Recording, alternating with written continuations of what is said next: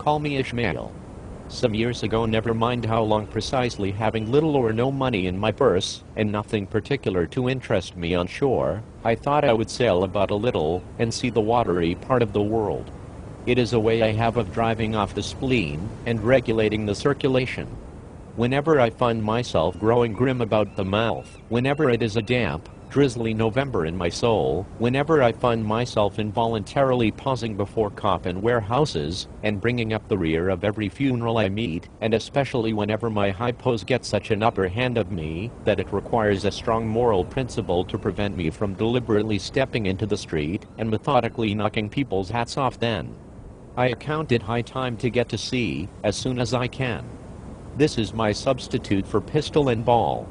With a philosophical flourish, Cato throws himself upon his sword. I quietly take to the ship. There is nothing surprising in this. If they but knew it, almost all men in their degree, some time or other, cherish very nearly the same feelings towards the ocean with me. Who are you talking to? Oh, hello there. Would you like to hear my story about the time I almost lost my life at sea? Does it involve a giant white whale? No. I'm not sure I have time for this. It involves an angry sea and a bacon, egg and cheese breakfast sandwich. Sold. Okay then, let's start over. Call me Ishmael. God, no. Kidding. It was a brisk early October morn when me and a couple of my buddies met up in Gloucester to go out on a cod fishing trip. With our eyes still heavy with sleep and our hands being warmed by our freshly purchased coffees, we made our way from the parking lot towards the dock. As we passed an old man with flowing white hair and beard wearing a battered captain's hat, we bid him good morning. You want me to believe that you encountered an old sea captain? Seriously? Seriously?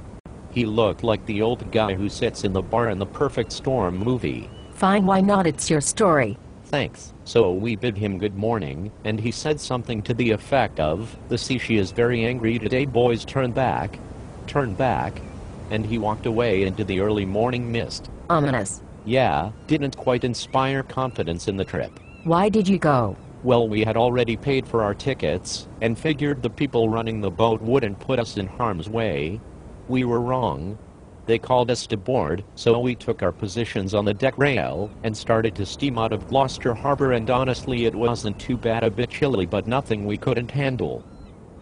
I was a bit famished, and could smell something glorious coming from the galley, so I went in there, and bought myself a piping hot freshly made bacon, egg, and cheese breakfast sandwich. Oh, the sandwich, here we go. A lot of people started to stream into the galley, so with sandwich in hand I headed back to my position on the rail, and noticed in the time I had been gone the situation had changed dramatically. You are nothing if not dramatic.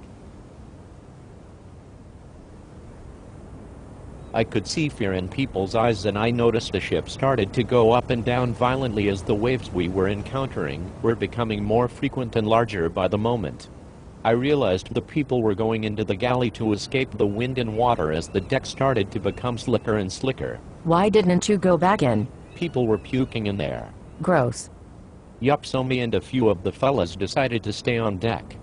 It was actually pretty exciting to be riding the waves, and as the ship would crest a wave and ride down it, we could see the next wave coming. I moved towards the front of the boat. The bow. The bow? Thanks, Captain, stooping. Really, attitude buddy.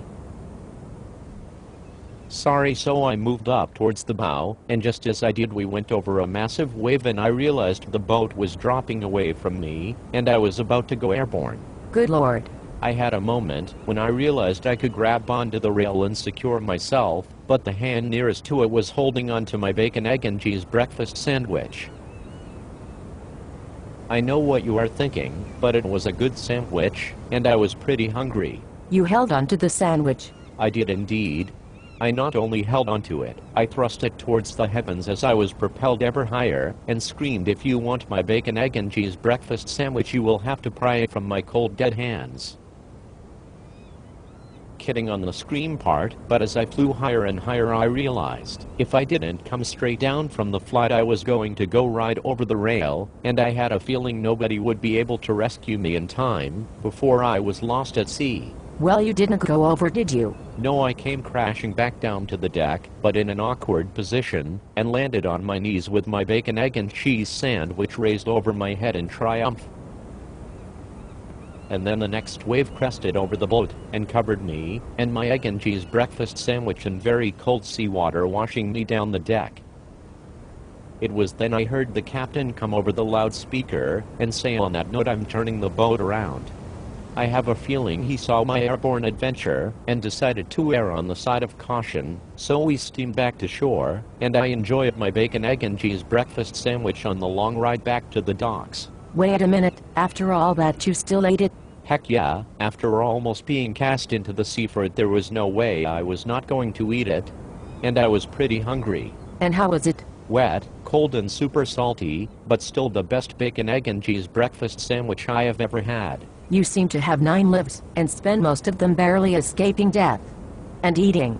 You must be out of stories by now, right? Not even close. Bye for now.